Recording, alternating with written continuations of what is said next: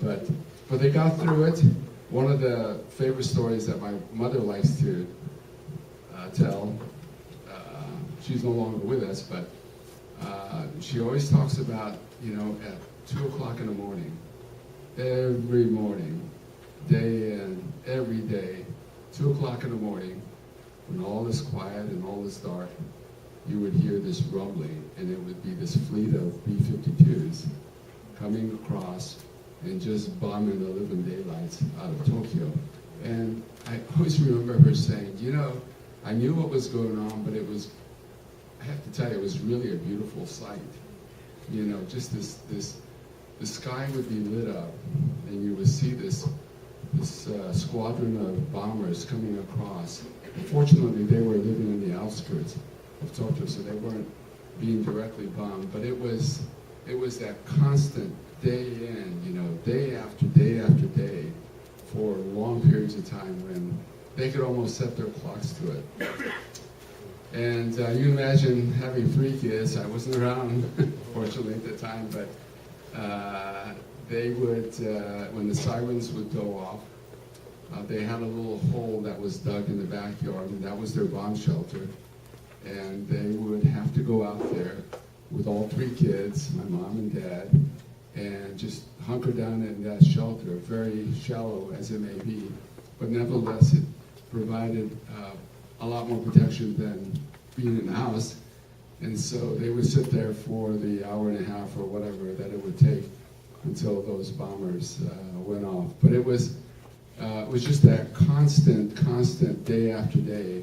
And it was to the point where they were so frustrated that, that it's kind of like, we don't care who wins. We just want the war to be over.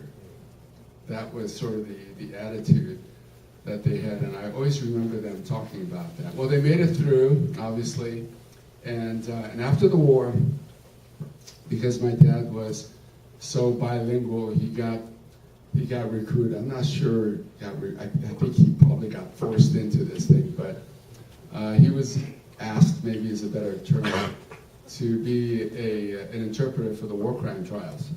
So he sat through a lot of those, and till this day, and he passed away a number of years ago, but for all those years afterwards, and the hours and hours as a family that we would sit around, he never ever mentioned one word about his experience. This is not something that he wanted to talk about. But it happened to be kind of our license, if you will, to come back, because even if you were an American citizen back then, and by the way, he fortunately, because he had training and was a qualified engineer, he was in the Mitsubishi factory helping to design tanks and so forth. So they never put him on an airplane or asked him to go out to the front. And the deal was, as some of you probably know, that if you fought for the Japanese, you would lose your citizenship. I mean, that would be it. So fortunately, under circumstances, he didn't get the call. And so as he worked through the war crime trials experience, he worked there for, I guess, about, I'd say 1946 to about 8 years. And as a result of that, the colonel that he worked for, made this agreement, sort of kind of a handshake agreement. Hey, Yoshitani-san, you help me out on this, because he had no idea what he was interpreting, right? It was all in Japanese. Then I will make sure that I will step forward and make sure that your family has some priority when you decide to go back to the United States. So that was kind of the deal. And at the end of the tour, they were able to do that, and they got the tickets. I remember, by the way, just before I get to going to Yokohama, one of the things that my father has talked about is just this incredible job that General MacArthur did when he was Supreme Commander. I forget exactly what his title was, but he was sent into Japan to manage the occupation. It was Allied Supreme Commander. Allied Supreme Commander. Yes. Thank you. Did a phenomenal job. Of all of the experiences that General MacArthur had as a general, his handling of the occupation stands out well above anything else that he did. He just did a fantastic job, and the Japanese country and the people, really need to be very, very grateful that it was him that was in that role. Anyways, so nevertheless, after the war, when the Americans came in for the occupation, the Japanese people were really treated with a lot of respect. They were treated very well, and it's probably one of the reasons that this thing evolved into this great partnership between our two countries, the United States and Japan. So I remember being in a bus and taking this long ride from my house to Yokohama, because that was when my family was getting on a boat to immigrate over here.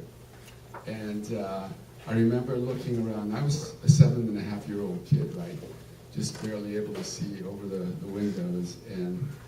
But I remember what the vivid memory that I have was that Tokyo, because we had to go through the center of Tokyo, was just absolutely flattened. I don't remember seeing a single building that was more than 2 stories. So you can imagine what it was like. The first time I went back to Japan, which would have been in 1967 or so, 1968, already Tokyo had been, started to redevelop. There were tall buildings already then. Now if we go back, it's a real example of an urban center. So I went down to Yokohama with my family. My mom and my oldest brother actually had flown out to the United States a year before, because he was at that age where they needed to get him into junior high school at a certain stage. So the 3 boys and my dad loaded up on a ship called the Hikawa Maru. So as you remember, you've heard about that, right? So Hikawa Maru was a hospital ship during the Second World War under the Japanese, and it was owned by NYK, and then it was converted into, after the war, it was converted into a passenger ship, and that was the ship that was going back and forth between Yokohama and Seattle. And that's the ship that I was on, and I came over here in the mid-50s, and that ship, by the way, if you go back to Yokohama, is anchored in the harbor in Yokohama, and they've converted it into a kind of an office ship, and I think there's restaurants and stuff like that. But I'm really proud to have, because I've seen it a number of times when I go back to Japan. I can point to that ship and say, that's the ship that my family took from Yokohama to land right here. I mean, literally, virtually, probably a couple hundred yards from here. And this past year, the Port of Seattle was celebrating a 100-year anniversary. And so as a result of that, in anticipation of that, we were digging through a bunch of photos of the port from, as long back as we've existed. And so there were a couple of photos that I didn't really recognize, but I figured out that it had to have been, when I came back in the mid-50s, that it had to have been in one of these piers. And I'm pretty sure that it was one of the piers that were right along where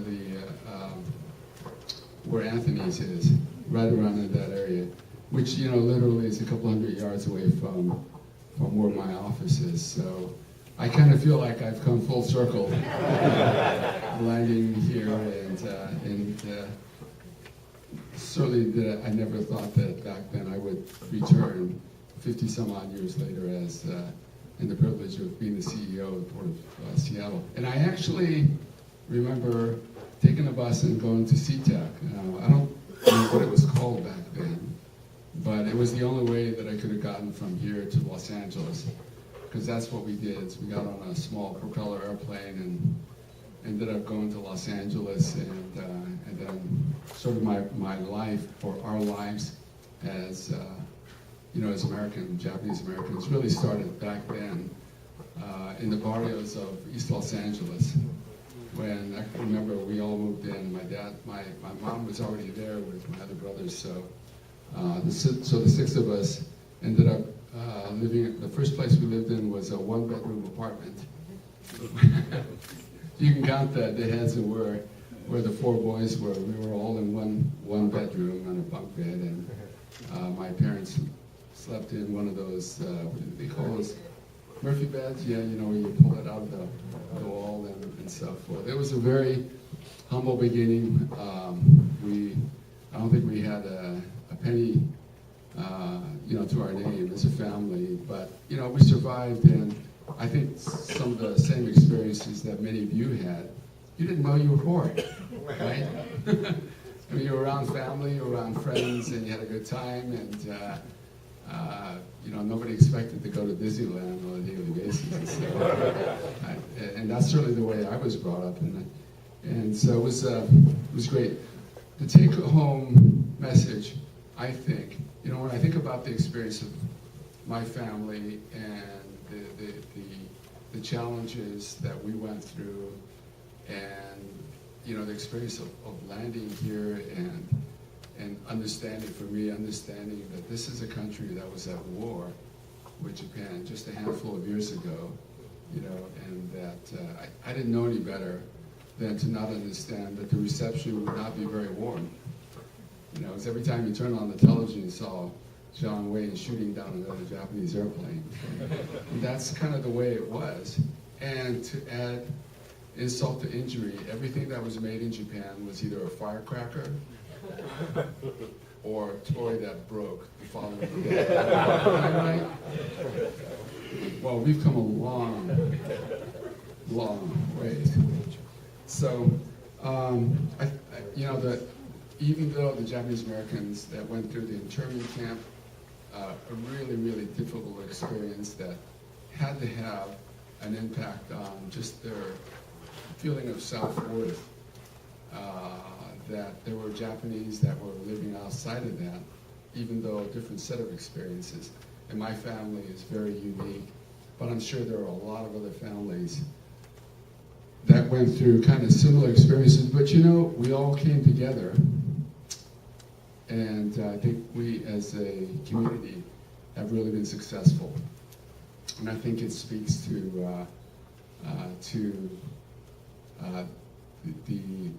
the perseverance of Japanese Americans, and also just the dignified way in which we went through this experience, whether you were here or in Japan.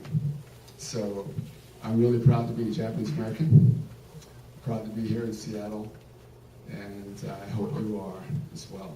So let me talk a little bit about the port. Something a little bit more upbeat. Wow. Well, we had a great year last year, 2011, and both at all three lines of business: the seaport, the airport. We have a pretty big real estate portfolio that many people don't know about. But operationally, we're just doing really, really well. And some of the highlights was that this year, we started a new service with Emirates Air that goes directly from Seattle to nonstop to Dubai.